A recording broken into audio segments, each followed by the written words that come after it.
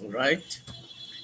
Good evening, good afternoon, good morning, wherever you are, and wherever you are actually watching this stream. This video that I'm making every once in a while on my journey into theory of education and then curriculum leadership, and then also ICT in education, and then also research methodology in educational research. Today, my topic is on curriculum leadership area, and in there, I'm going to talk about metaphors, how curriculum has been understood in terms of metaphors, different metaphors, and then how it has been used around the world over the time, over the periods of history. And then at the end, I will reflect on what is my view and my opinion on whether these metaphors are one side of the whole picture, like only one angle of the curriculum, and then their criticism, and then their reflections, and then observations for the future. Okay. So first of all, let us look into Schubert's classification. I mean, he has classified curriculum like into eight images: one, two, three, four, five, six, seven, eight images. First of all, he talks about curriculum as content or subject matter that we know. This is embedded into the historical approach that has been prevailing around the world so far. Of course, curriculum centers and then also government policymakers are thinking to change it, but it is damn difficult to change it. Then curriculum as a program of planned activities, which is also similar to the first one, but not far from the other one.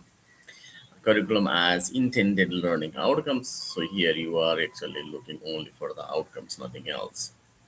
And curriculum as cultural reproduction. Please mind it, reproduction and reconstructions are different things. So here in the history of the curriculum development, or still in the many of the nationalistic worlds, they have been actually using this curriculum as cultural reproduction. And then comes curriculum as experience as proposed by John Dewey and his democratic in education, or democratic principles in educational classroom and educational practices. And there he has been arguing it is the experiential knowledge that is more important than anything else. Then comes curriculum as discrete tasks and concepts, and then follows curriculum as an agenda for social reconstruction. So this is the way that actually triggered the reconstructionism. Okay. And then at the end, the curriculum as career.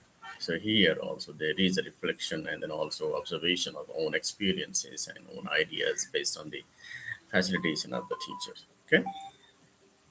While looking into all of these things, what is the angle that one can take is to like enough how do you understand these curriculums as an examples, criticisms, intent, goals, whether curriculum is a mean or means or an ends, like it's a curriculum as means and ends, and then also what kind of pedagogy they use and what kind of assessment they use, and what is the teacher's role and what is student's role, and then also what is school's role and what is parents' role, and then also what is the community's role in general. All of these angles can be taken into understanding all of these paradigms of, or not paradigms, but images of curriculum. And then, if you categorize all of these into three categories, a curriculum as product, that means what.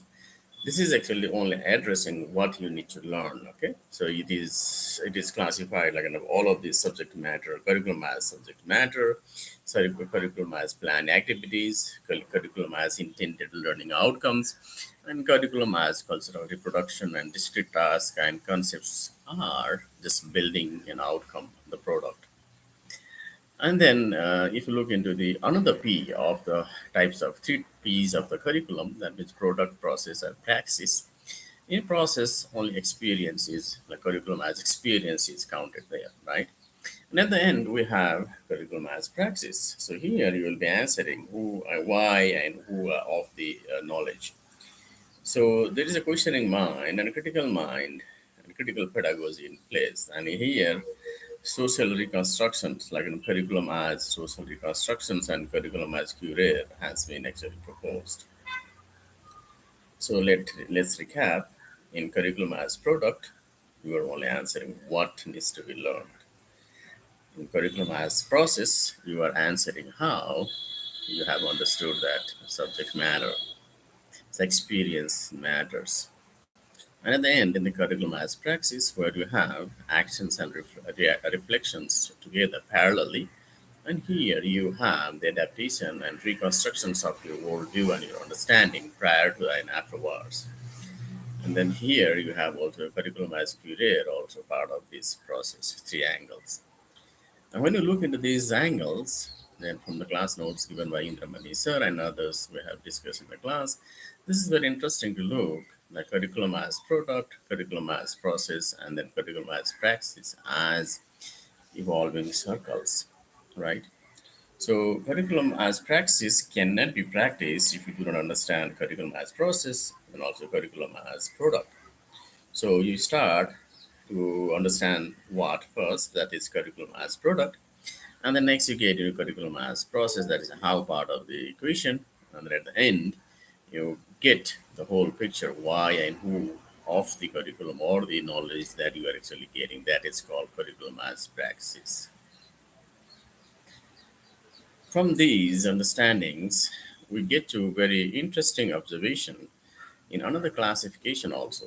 Right? There is another way to classify these eight curriculum as images and metaphors, right?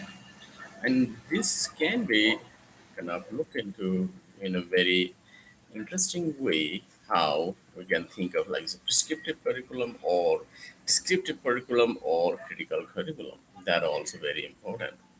So the prescriptive curriculum can be like based on the classifications that we had, like enough all of these three things like curriculum as product and curriculum as informing.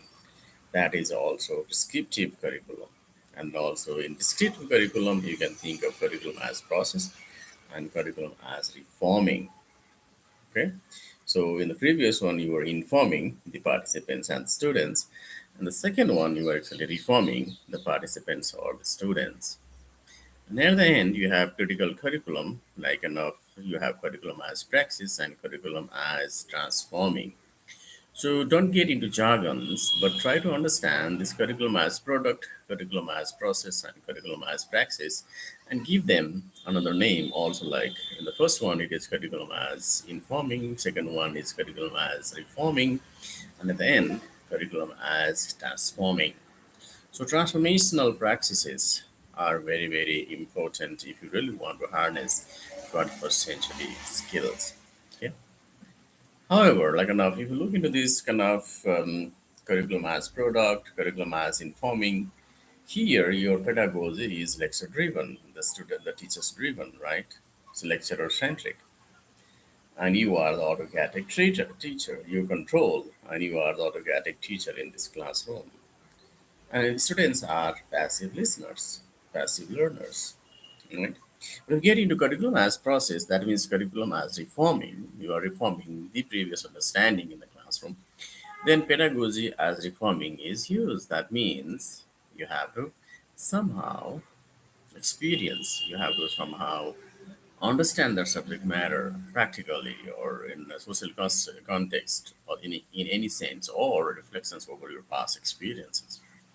Here you are a facilitator as a teacher and then also democratic proponent. You are very, very democratic and John Dewey's democratic views, democratic classrooms, democracy and education become visible here. In this process, students act as collaborative learners, right?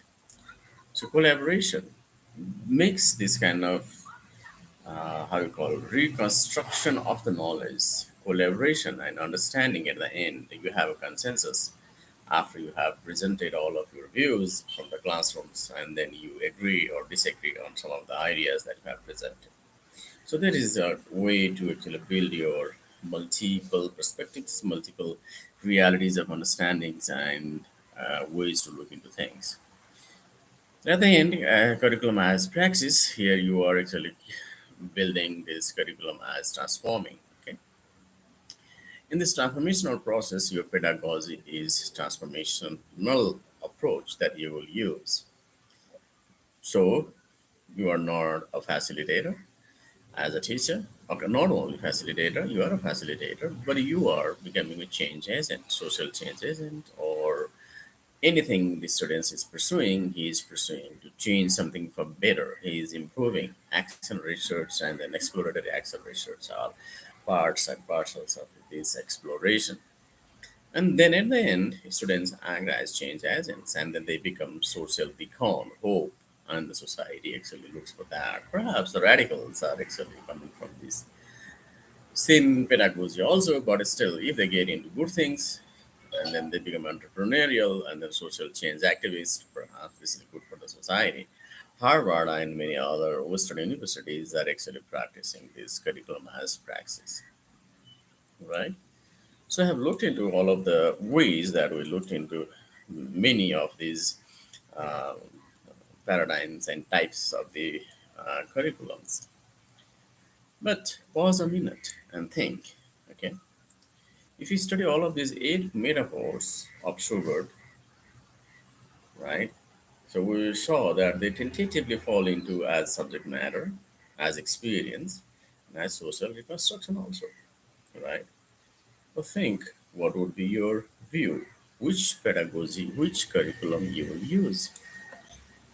So the emerging issue now is whether to look curriculum as subject matter, curriculum as experience, curriculum as social reconstruction, or combine all of them into a very good comprehensive curriculum like Nepal has adopted action research component into all curriculums in the schools. Of course, plan is good, but how that will be implemented and how the teachers who are not well versed with the action research will be able to deliver that. That's another question. But still, there is an attempt. There was an attempt, or there is an attempt to actually try it out. So whenever there is a gap of understanding into the skill sets of the action research, they can actually come back to the training module and then also learn from other seniors and colleagues as well. So my observation on this is that yes, we can think the present curricula is emerging, but there is a gap in planning and then also execution. Plan is good, but unless and until if you cannot execute it well and reflect on this and then come back with the modifications and change, there is no sense of having a curriculum as action research, as a change agent, as social reconstructions, and so on and so forth. Uh, if I have a chance, I found that this international baccalaureate in plus two systems, and then also some level Cambridge A level curriculum is very, very interesting. It is based on scaffolding approach. In these scaffolding approaches, they build like scaffolds before students actually get into the classroom. They have experience, and then also they actually take this exploratory research. They do not action research. They do not actually get into solution seeking in the classroom. They try to understand the problem, or even they explore the problem to solve. In contrast to the traditional approach of going to the literature and finding a gap and then actually solving that problem for the better research outcome.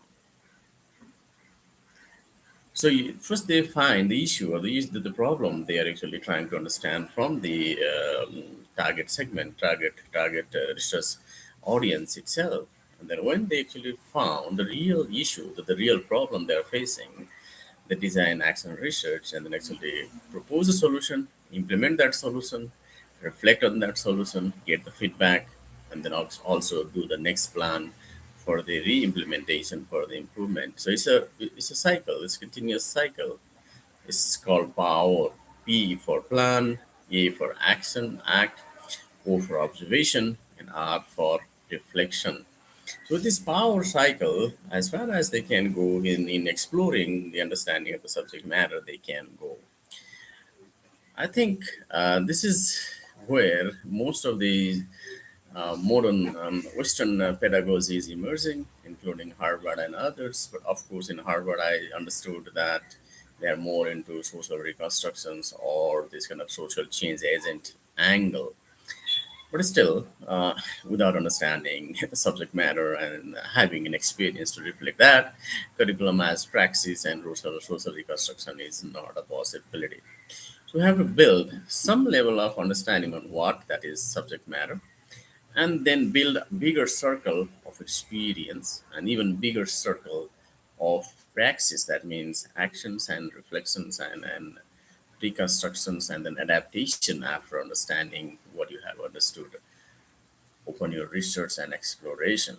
With that note, I would like to thank you for this time and then having me and listening from me. This is Dr. Krishna, and then I will revisit many of these issues after 3 weeks. So when we have next module done, and then when I have more thoughts and the reflections and my thoughts gets matured as I go further. Till then, keep on reading John Dewey and then also Schubert's paper on curriculum as metaphors. I wish a good exploratory approach to life and then also education. Thank you very much for listening.